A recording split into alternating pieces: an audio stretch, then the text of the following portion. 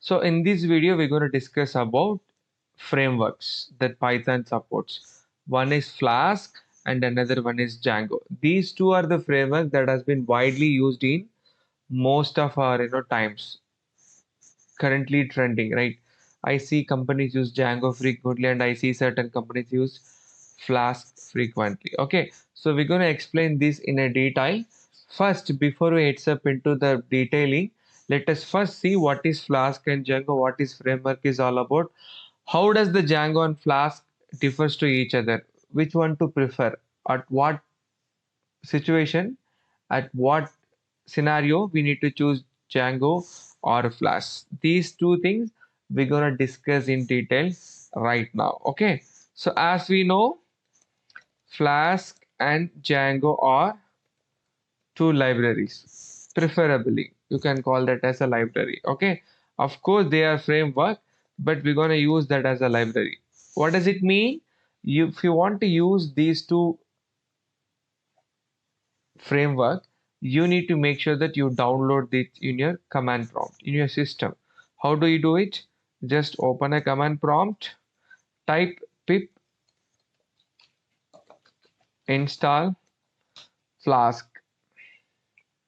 Since Flask is already available in my system, it says there is no need for me to do the installation again. It is that means the requirement is already satisfied. So to Django, there you see. For Django also the requirement is already satisfied.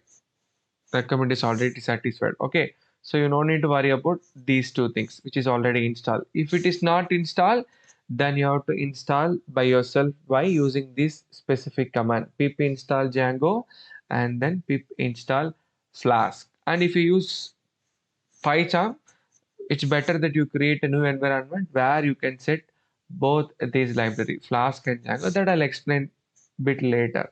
Okay, this is the first point. You're done with the installation. What is framework basically? Framework can also be called as template design. If I want to build a home, and if I build the home by the scratch by digging the deep hole, putting up the strong basement, so and so, that we call it as normal design. But if I buy an apartment which is already pre-built, then that is called as framework. Because I have a template, the only thing that I'm going to do with the template is that go and do the customization as per your wish. I repeat, go and customize as per your wish. That's what template design is all about. That means you will have some sort of code ready-made. The only thing is that configure in a such a way that you want to use it. So both Flask and Django comes into that principle of template designing. Okay, fine. Now let me take Flask first. Okay, what is Flask basically? Flask, we do call it as lightweight framework. Flask is called as lightweight framework. It gives you a lot of features.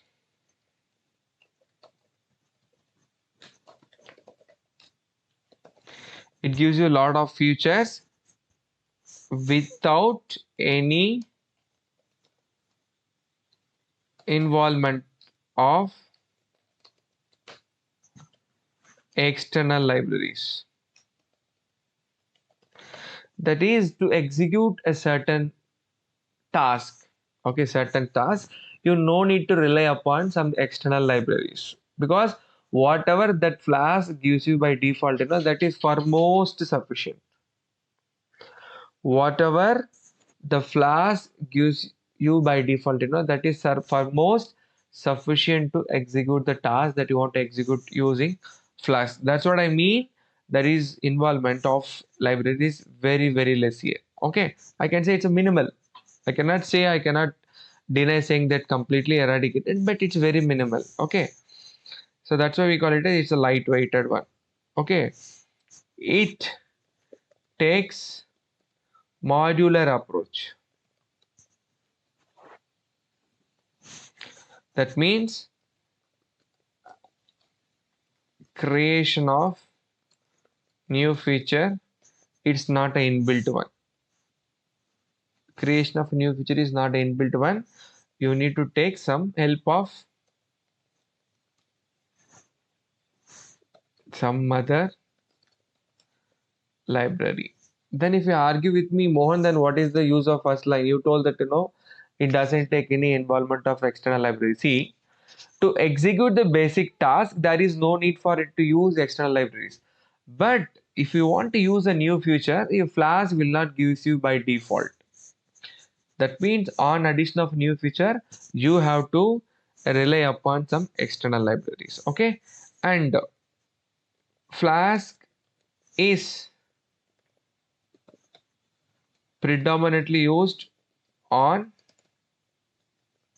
single page application. When the application that you're going to create using Flask is a one page application, then preferably you should go for Flask. Okay. And this is kind of a problem, I can say. What is it? Flask does not support Bootstrap. You know what is bootstrapping, correct? When you can able to access the application in the same way in the mobile as well as in the laptop, that's what we call it as bootstrap. That Flask don't gives you. Okay, it doesn't help you in achieving the bootstrap. Okay, and it does not have any default support of the DB. It doesn't have any default DB support unless until it has been required by you. You can use it externally. Basically, it doesn't support inbuilt one. If you want, you can use externally. Okay. If you want, if I say that you want to use externally, then it's up to you to choose the DB that you want to use. So preferably or by chance or by default, it doesn't support any DB. That's what I mean. Okay. And Flask is generally we call as microservices. Flask in general we call it as microservices because we be using Flask for executing minute changes, a small changes. That's what Flask is all about. Okay. So these are the few features that I can say, what the Flask gives you. Okay. As we go forward, right, we'll be seeing different things. Okay. Next, same commands. I'll tell you how this Django helps you in achieving this. 1D indicates first point on Django. So Django is full stack web framework. That means it involves view, that is GUI, that is design, model, DB, and controller. It takes care of all these three aspects. It takes care of all these three aspects. That's what we call it as Django is a kind of full stack. Okay. Now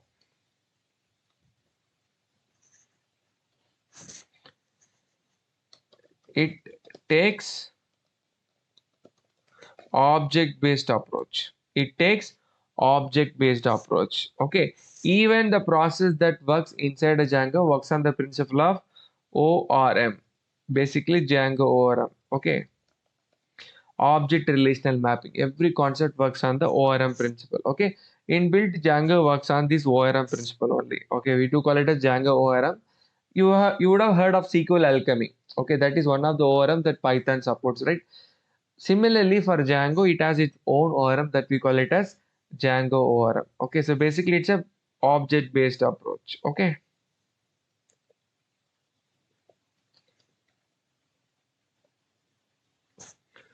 So it's quite opposite. You can use n number of application pages and links. Okay. Since it's already having the design part as the inbuilt one, you can have n number of pages. So basically what might happen, it involves default libraries. It involves a lot of external default libraries. It is quite contradiction to that of the line number one that we discussed for Flask. So Flask doesn't take too much of involvement of external libraries, but here in Django we do associate ourselves with a lot of inbuilt libraries. That's what I mean. N number of application pages and links. Okay. And the line number four, again, a contradictionary term. Yes, Flask, I mean, Django do supports bootstrapping. It supports. It supports bootstrapping. Okay, Django do support bootstrap. That means when you create an application using Django in your laptop, you can use that for your mobile as well. The design part won't be having a lot of changes. Okay, right. Fifth one, again, easiest one. It supports, or it has SQLite 3 as a default DB connectivity, right? So to connect a DB, there is no need to worry about the external aspect of connecting the DB with a tool, because by default Django supports SQLite 3 by itself. Okay, it supports that engine, and if situation demands you to use some other library, you can go for that as well. There is no harm in that. Okay, right.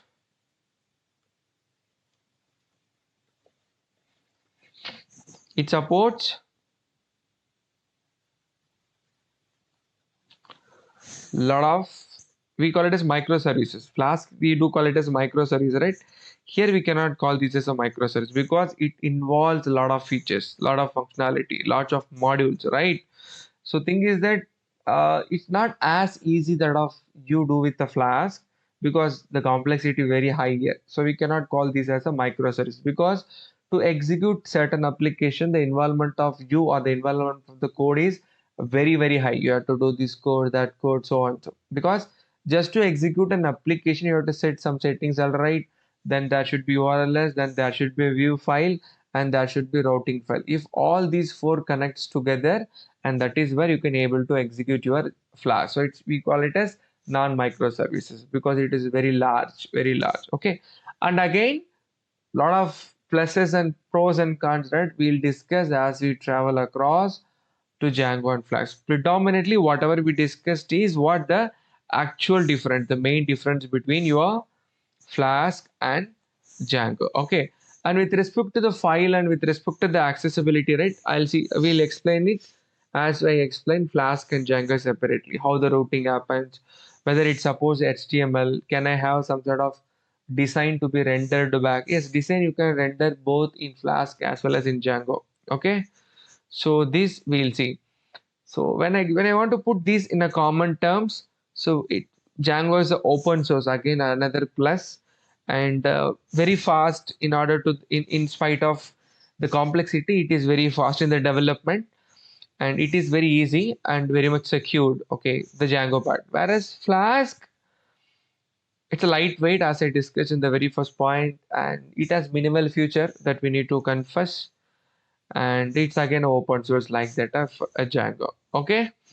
So now you would have come into the conclusion when we should go for Django and when we should go for Flask. So Django, make sure that you use when you have larger program application to be developed. Whereas in other hand, when you want to have certain modules, certain small application, then go for Flask, preferably, or it's up to you to choose what is most needed, most deserved for the project that you work. Okay, so these are the differences, people, between Flask and Django. Okay, now I'm going to explain about the way these both Flask and Django works. Okay,